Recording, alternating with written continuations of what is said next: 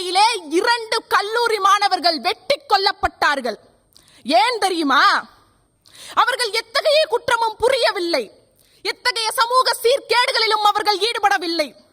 கள்ளச்சாராயம் விற்ற வியாபாரிகளை தட்டி கேட்டனர். இது மரண தண்டனை வழங்கும் அளவிற்கு பெரிய குற்றமா என்ன?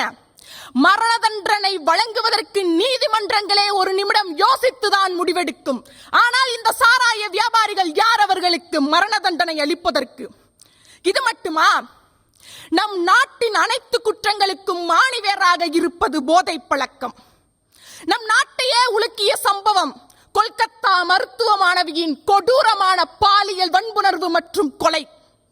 அதற்கு என்ன காரணம்? இன்று அந்த குற்றத்தை செய்தவனுக்கு ஆயுள் தண்டனை வழங்கப்பட்டுள்ளது என்பது அடுத்த கட்டம்.